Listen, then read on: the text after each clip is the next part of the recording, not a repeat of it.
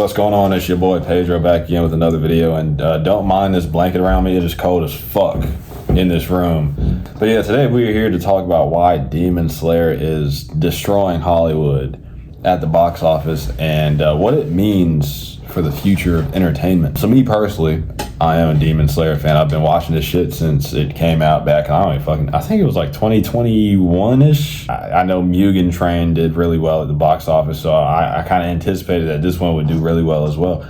But I didn't anticipate it would break the records that it's currently breaking. It says here that Demon Slayer Infinity Castle had the biggest opening weekend for an international film in the US ever.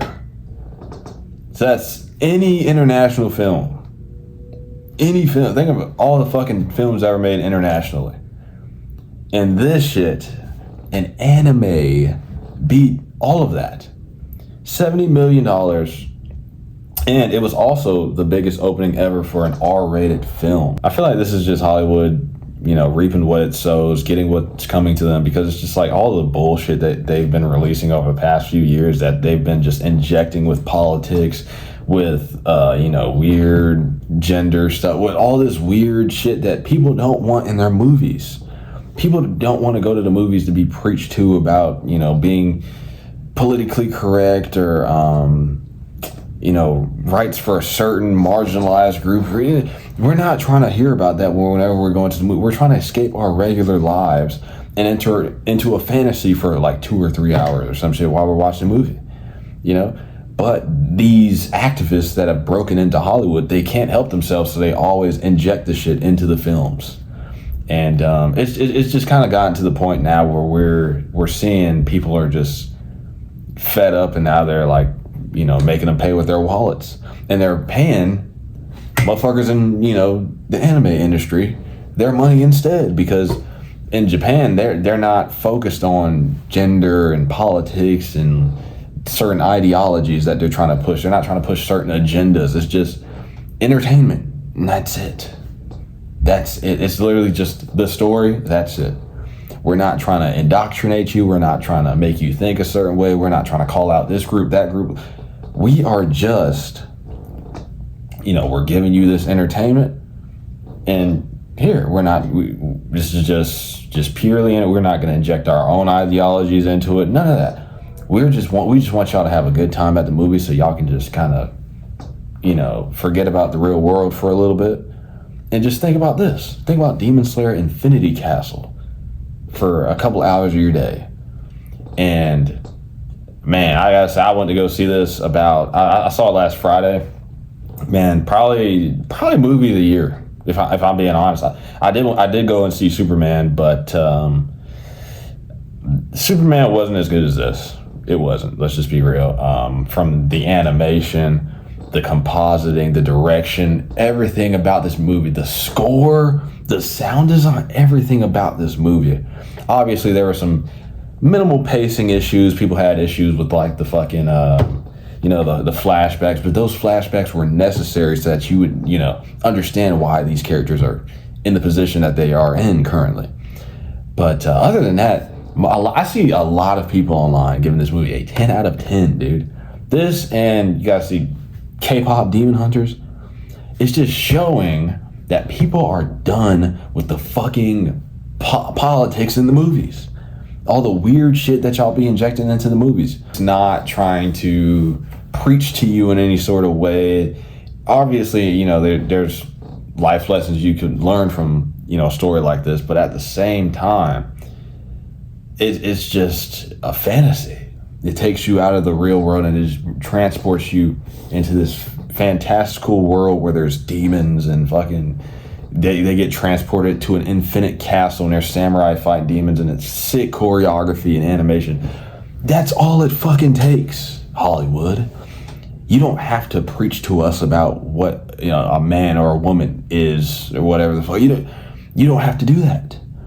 Just give us sick fucking action scenes with, you know, a solid story. The thing about Demon Slayer is the story ain't even that deep.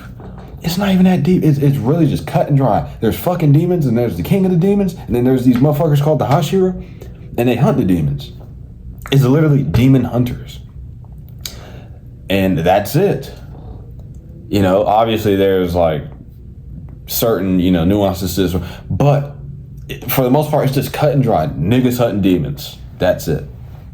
And people like it. It doesn't have to be this super intricate, complex, like Disney's trying, or with Marvel, they're trying, you have to do your homework to understand what this scene means and that. No, you don't have to do that with this movie. You can just come to this movie and you just fucking enjoy it.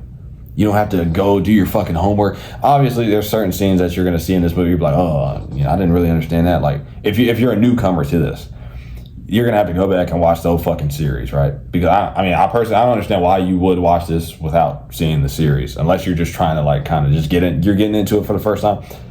Then I get that. But there are going to be certain scenes in this. But that's why they have the fucking flashbacks. Still, so you're still going to kind of understand. But in Marvel, they're just like, no, if you want to watch this, you need to go do your homework. Like, no, you wonder why nobody wants to go watch fucking Fantastic Four. This is actually probably about to outdo what Fantastic Four did. Which is insane to say about an anime film. Another thing is, this movie is also damn near 3 hours long. This is one of the longest anime, I don't know, this might be the longest anime movie, like, ever. I've never seen an anime movie this long. I was in a theater with my friend. We got there at 8. We left at like damn near, it was like 10, 11 o'clock. We were looking, because we thought we'd have time to eat dinner and shit afterward. Dude, whenever we got out, everything was closed. And from start to finish of this movie, it was just non-stop, just tension, action, drama. Worth every fucking moment. Everything. From the backstories, everything was worth it in this movie. This is why this is why this movie is doing so fucking well.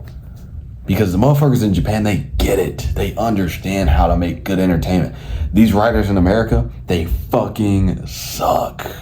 They are not, they wonder why are people coming to see, they have superhero fatigue. No, y'all just can't make good shit. I know give Iron Man to these motherfuckers in Japan, but obviously there's like American value, but just let somebody with a good action director direct Iron Man or like Captain America or fucking these movies would be making $1 billion. Or let like an anime director direct like a live action Spider-Man movie, or one of these movies would be making a fuck ton. Dude, the movies they come out with at Marvel, like, all of it's just cutting just the same old shit. We're tired of the multiverse. You have all these different fucking comic books from years and years prior. The 80s, the 90s, the 70s. Dude, you have all this source material. But no, you stupid fucking directors. I want to make my own shit. I want to just go by the source material. You can just add in some cool little fight scenes. You don't need to fucking, it's right there, the source material. I understand you're trying to make your mark or whatever, but dude, you're literally making your mark by directing the film. There's more that goes into directing / writing than, creating shit like concepts and stuff like. Dude, there's composition, there's different forms of photography, there's, different characters.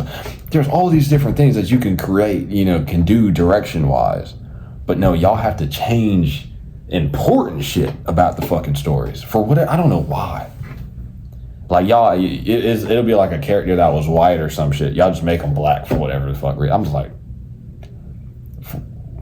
for what? I don't know. Anywho, I just think, Hollywood, if you guys really want to improve y'all sales and movies, ticket sales, go watch this movie. I'd hope a whole bunch of like Hollywood execs and like producers were go watch this shit so they can fucking understand what people want to see. We don't need some super deep fucking I gotta go watch 8 fucking movies to understand. Like, no, we need a cut and dry story. We don't, like, dude, why do you think movies like No Way Home did so good, or like, isn't that the movie where it was like Andrew, like, you know, all three Spider-Man? People like shit that's over the top and fucking crazy, dude. But whenever it's done right. But anyway, I'm done talking. If you haven't gone and seen this movie, go see it. It is 100% worth every dollar. And yeah, I hope you guys have a good day. On to the next video.